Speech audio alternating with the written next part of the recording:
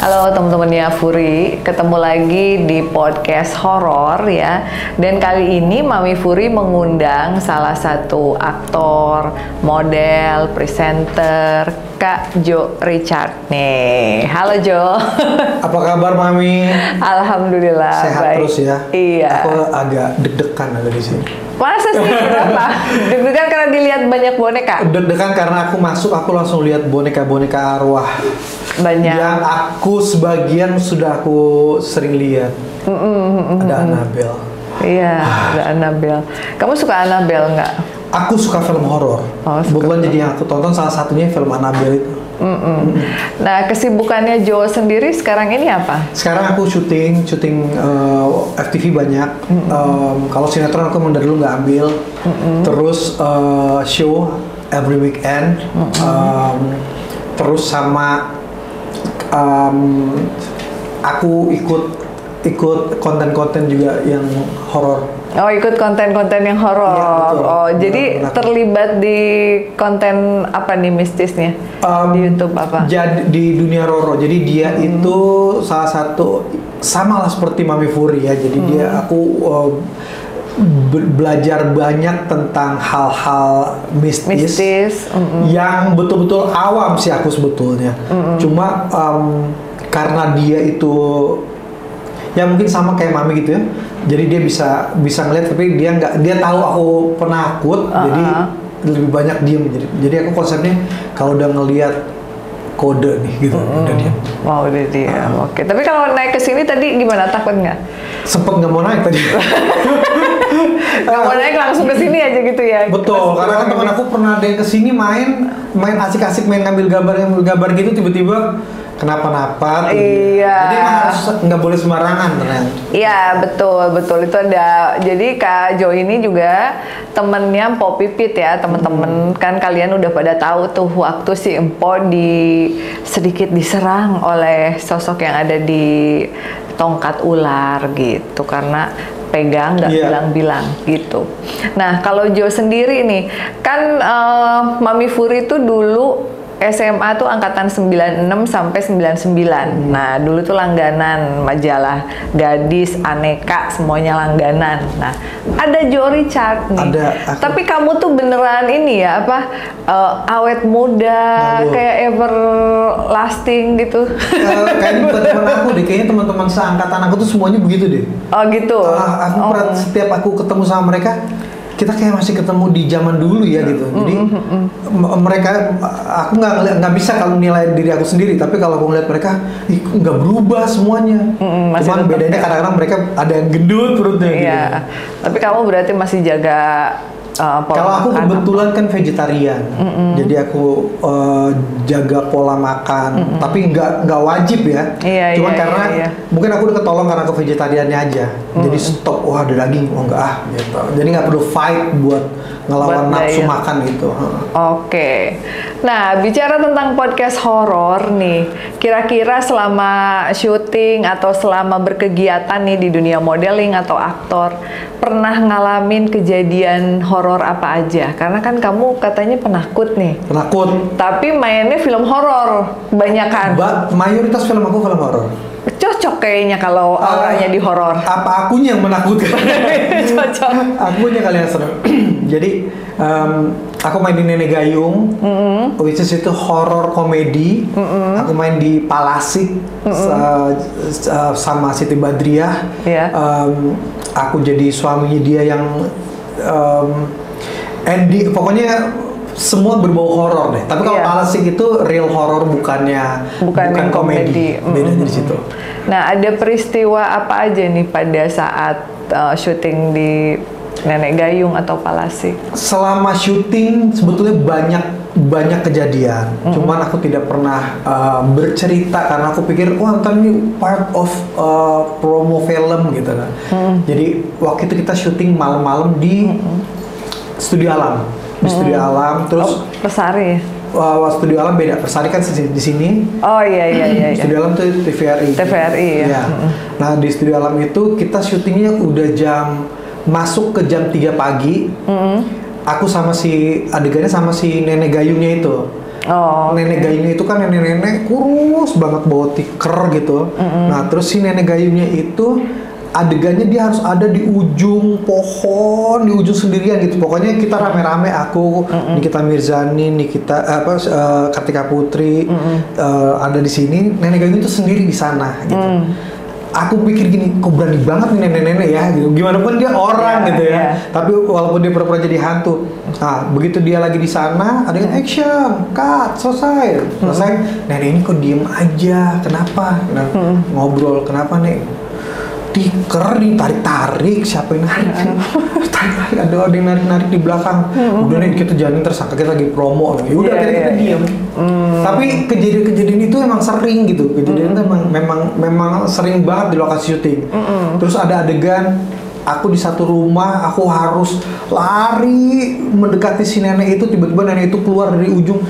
Kok ini kayak ngeliat setan beneran gitu ya? Karena memang suasana dibikin segitu seremnya.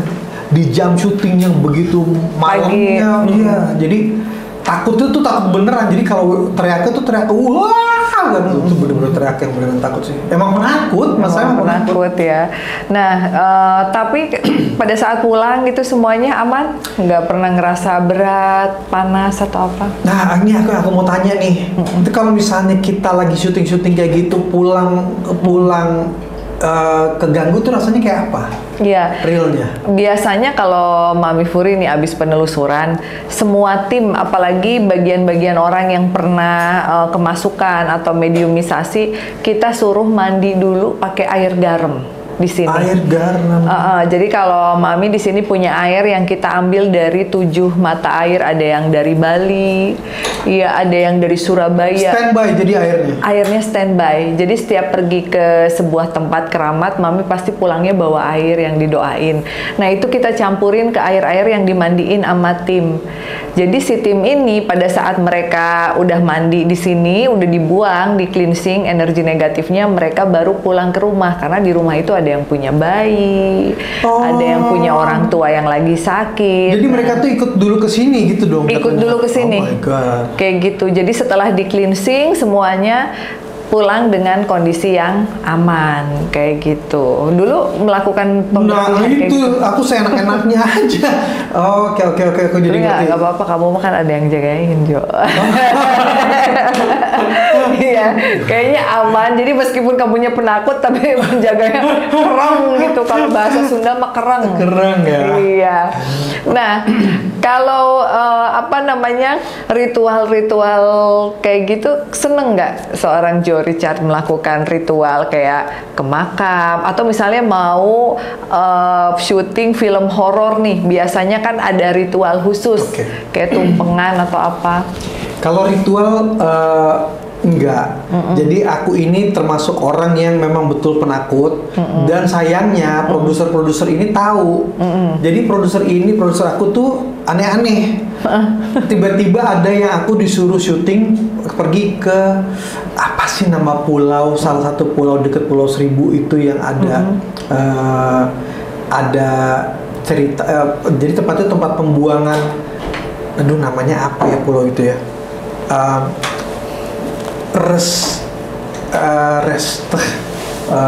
Pulau Onrus. Oh, Pulau Onrus. Pernah ada filmnya kan? Ada filmnya. Nah, aku diajak syuting ke sana nih. Diajak syuting ke sana. Aku tanya dulu, aku diajak syuting ke sini based on what gitu. Berdasarkan apa? Yeah, because of you penakut gitu. Jadi gara-gara aku penakut, Mami. Gara-gara aku penakut diajak ke sana. Jadi nanti sepanjang jalan tuh mereka udah kasih tahu nih. Waktu itu masih tahun berapa ya? Aku nggak tahu kalau sekarang situasinya. Jo nanti pulau ini di jam berapa dia akan mati lampu? Masa sih? Udah mulai drop. Yang kedua, Jo nanti kalau you denger bunyi-bunyi apa-apa terbang-terbang, stay calm, diem, tenang ya. Hah, gitu. Udah namanya penakut kan nggak lucu ya gitu. Terus kita ngeliputnya apaan nih? Apa? Udah nanti ikutin aja. Udah dong. dasarnya aku host, jadi kalau aku mau ngapa-ngapain aku cari dulu nih. Oh iya, pulau ini. Oh kita nggak boleh nyebut nama ini. Tapi aku baca, terus di shoot. Aku baca, nah kita gini. Sementara aku lagi menjelaskan tentang seremnya pulau itu, menceritakan bahwa di situ ada noni Belanda, ada ini. Udah pas selesai itu baru aku ngeh, seserem itu tempat ini ya gitu. Udah istirahat dulu. Jam 11:30 kita mulai liputan. Setengah 12 malam? Setengah 12 malam. Ya. Kita liputan keliling pulau itu. Pulau itu kita makam. Aku takut air. Penakut lah pokoknya. Yeah. Aku nginep di hotel Pelabuhan Ratu tuh yang aku takutin bukannya kamar itunya. Yang aku takutin tuh, wah tsunami apa segala macam. Ada aja di kepala aku tuh karena terlalu banyak nonton YouTube. Nah terus aku liputan di kuburannya si yang katanya namanya nggak boleh disebut tuh, tapi aku nggak ngerti, aku sebut aja lah ya, Maria van de Velde ya, betul. Nah kita liputan di sini, belakangnya itu pohon beringin, belakangnya air laut gitu. Jadi makinlah aku takut pas aku lagi diri sini opening, Jo tolong mundur lagi gitu. Nah kameramen aku nih semua bisa ngeliat. Jadi begitu aku lagi opening mereka yang teriak-teriak sendiri. Tapi kamu nggak ngeliat apa-apa? Ya aku ngeliat orang teriak.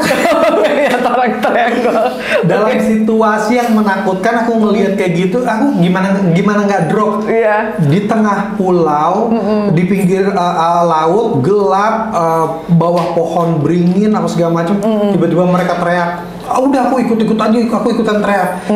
Udah jalan, udah mental aku tuh udah kena banget deh saat itu. Selesai dari situ bukan cuma sampai situ aja. Terus mereka ngelihat ya, kalau mereka konsepnya ngelihat dari apa sih, kalau di foto tuh ada kabut-kabut itu. Mereka bilang itu penampakan. Aku bilang aku nggak ngerti. Tapi aku jalanin lagi. Tiba-tiba mereka masuk ke makam keramat. Salah satu pesertanya mereka ada orang bule, dia sendiri yang teriak-teriak. Dia teriak-teriak, aku juga ketakutan. Jadi ketakutannya itu semua. Jadi produser aku tuh justru seneng kalau ngelihat aku ketakutan gitu.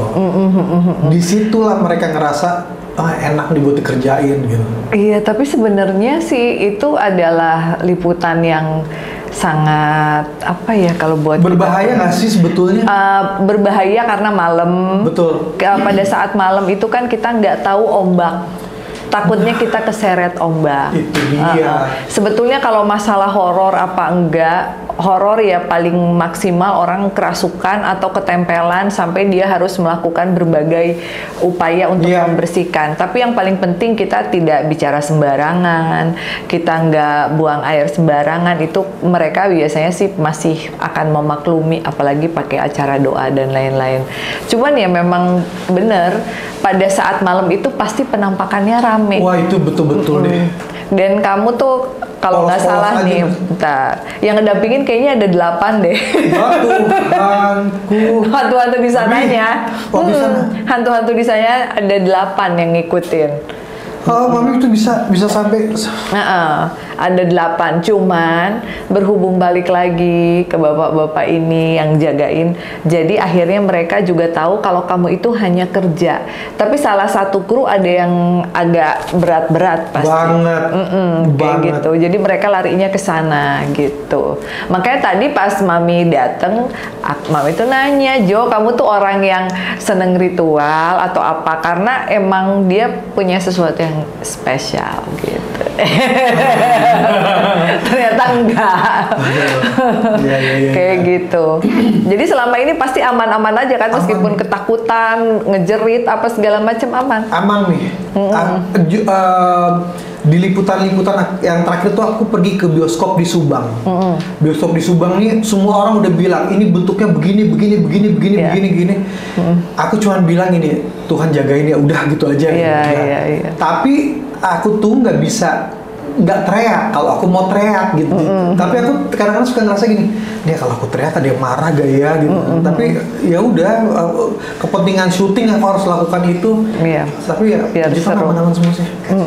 Nah pada saat tadi dari Pulau Onrus itu pulangnya langsung nginep di Pelabuhan Ratu. Pulangnya pulang. Jam berapa tuh? Itu pulangnya besoknya. Jadi sampai pagi di situ. Kita nginep di situ. Ya ampun. Karena paginya aku masih ngeliput lagi.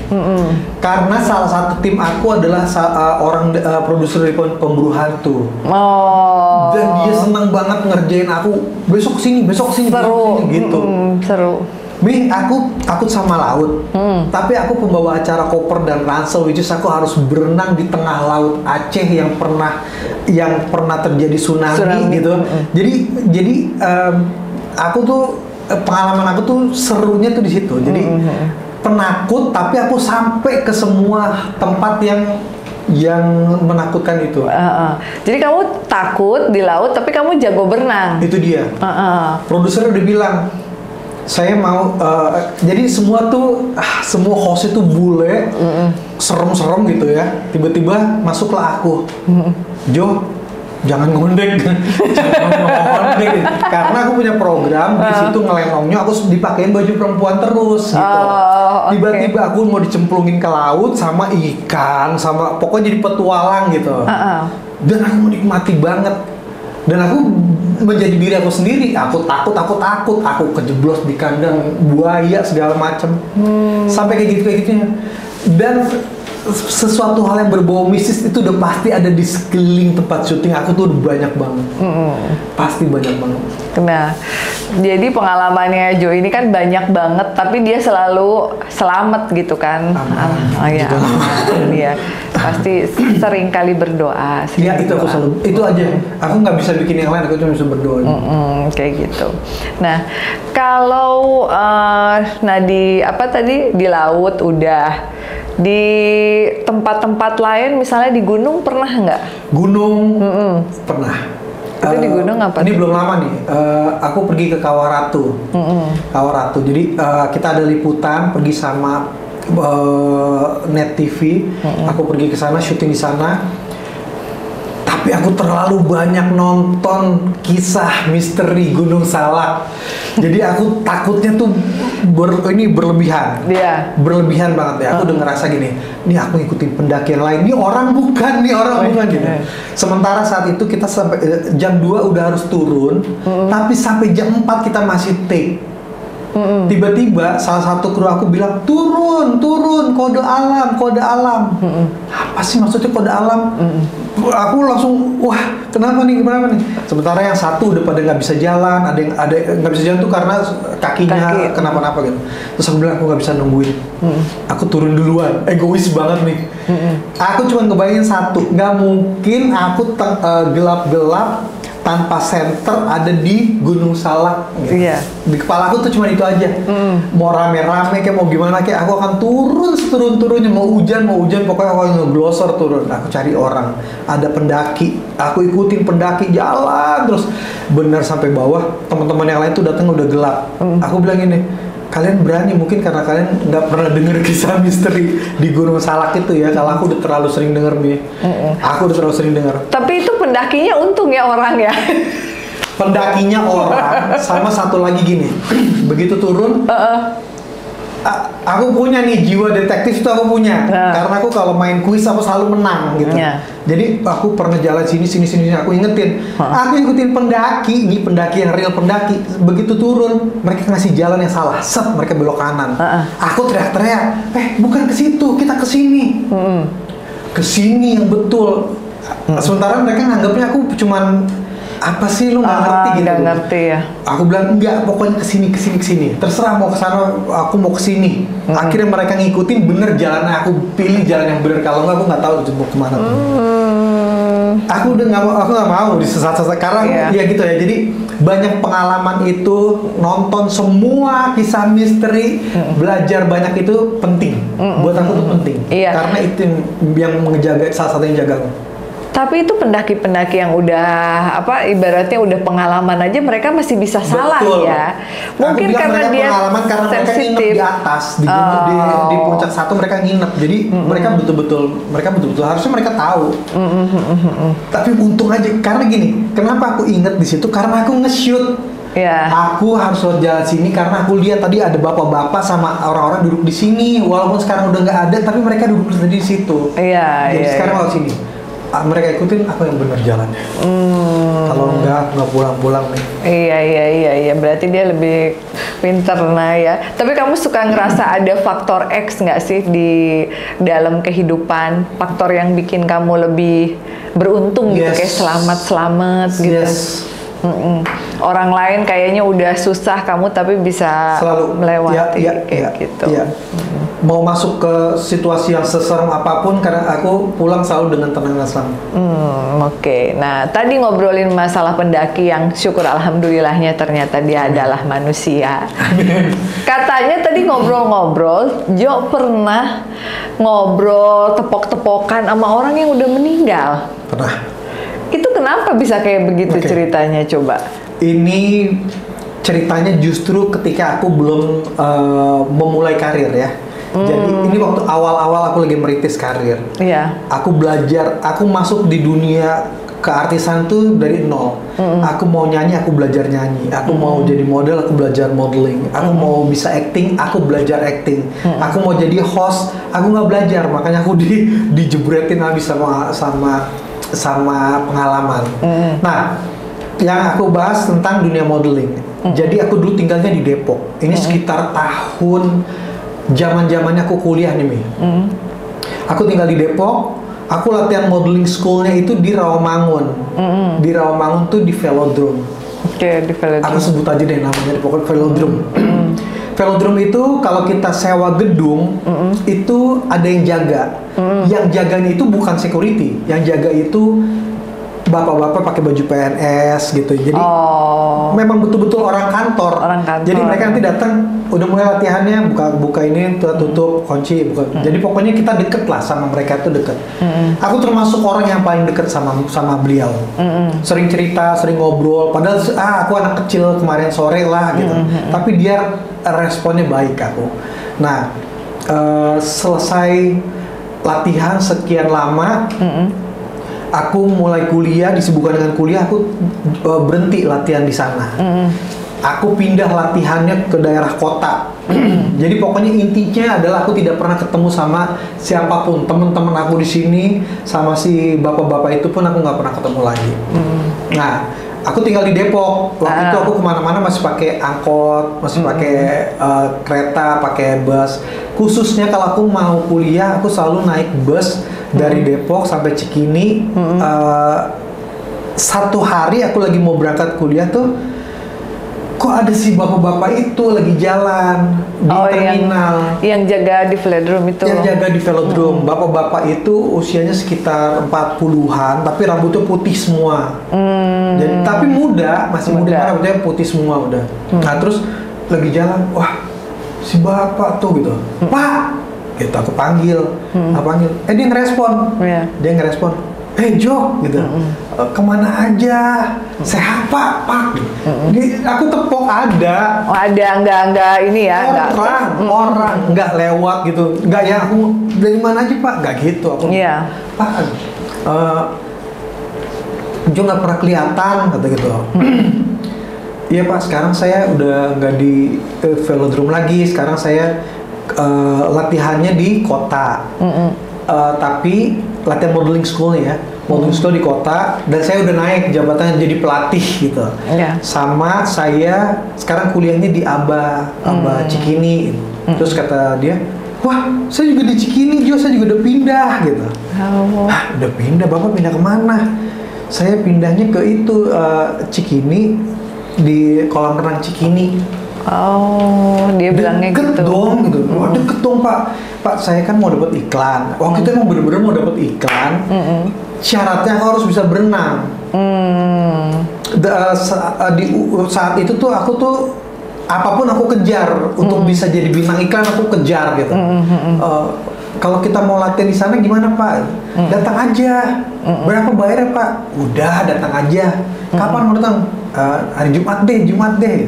Janjian hari Jumat mau ketemu sama bapak itu. Nanti dia mau kenalin sama pelatih renang. Lokasinya di kolam renang Cikini.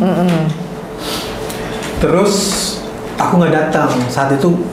Kenapa ya? Entah karena pokoknya ada kesibukan aku nggak datang. Pokoknya datang dia lupa, selesai cerita itu selesai sampai di situ. 3 bulan kemudian aku libur, aku main ke tempat ke velodrome. Ketemu sama teman-teman aku, mereka lagi latihan. Woi, apa kabar? Wah, sombong gini. Ngobrol pokoknya kita seneng-seneng, kita ngoceh-ngoceh segala macam. Selesai udah nggak ada omongan, baru aku ngomong, si bapak mana? Bapak mana? Bapak yang ini yang kerja di sini, yang rambut putih gitu. Oh, bapak itu, iya, udah meninggal. Nah, udah meninggal. Aku masih positive thinking. Meninggal.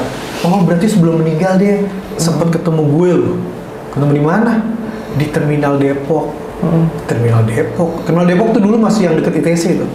Iya, Terminal Depok. Gue ngobrol lama. Dia pamitan tuh kali ya. Aku ngomong gitu. Teman aku nanya, kapan ketemunya lo? 3 bulan lalu deh. Wah, bapak itu udah meninggal setahun lalu. Ya ampun. Aduh, lemes. Aku langsung lemes, aku mesti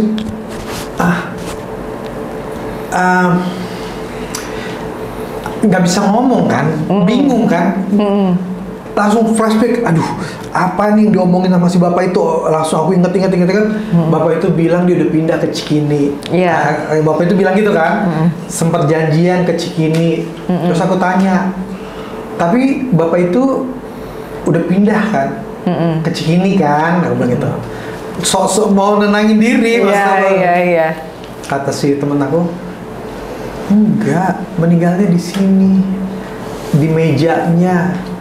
Meninggalnya jantung, jadi meninggal di meja, jadi nggak pernah pindah, nggak pernah. Jadi aku langsung stres maksudnya.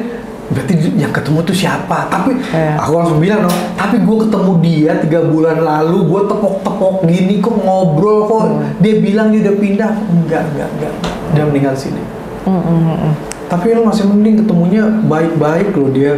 Emang kenapa? Kata teman aku gini, dia ya kita nggak tahu dia bukan ya. Tapi kalau kita lagi latihan di sini, itu kalau misalnya jam latihannya belum udah selesai dan kita masih latihan, itu pintu yang rapat begini bisa kebuka.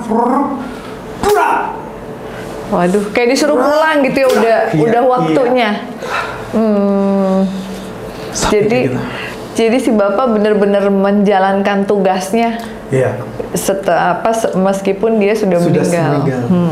Kayak gitu. Tapi baik banget guys. Maksudnya, aku mau bilang bapak itu benar-benar berhubungan sama aku tuh berhubungan baik. Bapak yang baik, yang ngobrolnya nice banget. Nggak ada sesuatu hal yang negatif, yang jelek sedikit pun nggak ada. Jadi biasanya kalau mereka itu kan bisa menembus ruang dan waktu ya Jo ya. Gimana itu kalau gitu? Jadi emang dia sebenarnya lagi kangen sama Jo dan dia tahu bahwa Jo akan berada di tempat tersebut jam segitu. Dan kenapa dia bisa ngomong dia kerjanya udah pindah, dia apa, secara nggak langsung itu sebenarnya kemampuan mereka untuk berkomunikasi itu hampir mirip sih dengan kita. Cuman artinya ada keinginan yang kuat dari dia untuk bisa nyamperin Jo, untuk bilang sebetulnya dia udah pindah itu pindah alam, bukan pindah ke kolam renang, tapi karena ada yang terdekat dari situ itu gitu. Jadi ibaratnya dia udah tahu kamu mau lewat ke situ jam berapa, apa yang akan kamu lakukan, yang akan kamu kerjakan, berapa lama waktu kamu dan dia ketemu, karena mereka juga kan nggak bisa kalau terlalu lama muncul. Nah cuman yang aku pikirin adalah orang-orang di sekitar situ waktu itu ngelihat lu ngomong sendiri. Iya pasti di mata orang lain kamu lagi ngomong sendiri. Lama lo ngobrolnya. Pasti mereka mikirnya ini karena orang mereka lagi pasti nggak bisa ngeliat kan. Iya, pasti mereka mikirnya ini orang lagi stres. Karena gini, pada saat itu nggak ada orang yang nyamperin ke kalian kan, nggak ada orang yang ngajak ngobrol dia. Nggak ada. Tapi in the middle of keramaian. Oh my god. Jadi bisa dibayangin orang lagi ngelihat kamu ngomong sendiri kayak gitu. Dan dia emang sepengen itu untuk nyamperin ke kamu. Pasti di dalam benaknya dia kamu juga adalah salah satu anak yang baik gitu, yang dia tuh pengen ngasih tahu bahwa sebenarnya aku tuh udah pindah alam maksudnya. Jangan lupa dikirim-kirimin doa. Iya. Oke. Cuman kalau satu yang menarik dari sosok Jo ya, kalau aku ketemu sama orang-orang mungkin yang pernah kerja sama, Jo itu kan orangnya nggak rewel dan apa tuh namanya tuh heboh. Makanya mereka tuh seneng ngajakin kamu ke tempat-tempat angker gitu. Ya bolehlah nanti pas Mami Furi ke tempat angker. Kita tinggalin dia. Kita tinggalin dia. Jadi tim udah pada pulang, dia masih di situ aja kayak gitu. Salah kasih tahu ya, udah kasih tahu kalau aku penakut ya. Iya. Nah, pesan-pesan nih buat anak-anak muda nih. Aku pengen tanya nih dari seorang Jo yang sangat konsisten nih dari tahun 97, berarti udah berapa tahun? Hampir 30 berapa ini udah lama ya? 97 itu aku cover boy ya. Jadi aku jadi model, belajar modeling itu pertama kalinya aku bahasnya. Aku nggak pernah ngomong di mana-mana karena orang selalu bilangnya lama amat. Aku mulai belajar modeling, aku mulai mengerti tentang dunia modeling tuh 92. 92 tuh aku masih kecil banget, aku udah belajar, oh iya, dunia persaingan tuh seperti ini. Ketika aku mau masuk di modeling school tuh mama aku tuh nggak punya uang. Jadi aku, ayo ma aku mau jadi aku tuh dulu awalnya minder. Minder kalau ngeliat orang tuh, teman sekolah aku lagi nongkrong di sini. Aku mau pulang ke sini, aku lebih baik muter sana biar nggak ketemu teman. Iya. Makanya aku masuk ke modeling school itu percaya diri sebenarnya aku cari. Yang penting aku punya style dulu, sebelum berdiri sekarang udah itu doang. Sekarang kan nggak penting ya. Kalau zaman dulu tuh penting. Jatuhnya ke kepribadian. Nah, ketika aku udah belajar, udah ngerti, udah masuk, mulai aku ngelihat kejamnya dunia persaingan. Aku nggak punya keluarga artis, aku nggak ada orang yang mau jadi manajer aku tiba-tiba untuk narik kayak teman-teman aku. Aku masuk ke cover boy itu betul-betul real, masukin foto sendiri, masuk bukan dicampurin, adukin sama campur tangan orang gitu, dan semuanya. Jadi aku ngerasain. Tadi kan mau aku kasih pesan-pesan ya. Pesan-pesannya dari semua yang udah aku alamin. Ada di dunia ini ada hal yang menakutkan, ada hal yang menyenangkan, ada hal yang menyakitkan, ada hal yang membahagiakan. Semuanya hajar aja, nikmatin. Karena itu akan jadi cerita yang bagus, cerita yang indah, cerita yang nggak akan pernah kita bisa lupakan nanti. Oke. Nah itu tadi ya teman-teman obrolan kita sama Jo Richard, dan Mami Furi juga ucapin makasih banget. Sama-sama, Mami Furi. Udah mau datang ke sini jauh-jauh ya. Mudah-mudahan kita bisa bekerja sama ya di project-project ke depan. Amin. Oke, untuk kalian yang memiliki pertanyaan untuk Jo Richard bisa share di kolom komentar, dan kalian juga jangan lupa subscribe YouTube channelnya Jo Richard ya. Oke, see you on the next episode. Bye-bye. Bye-bye.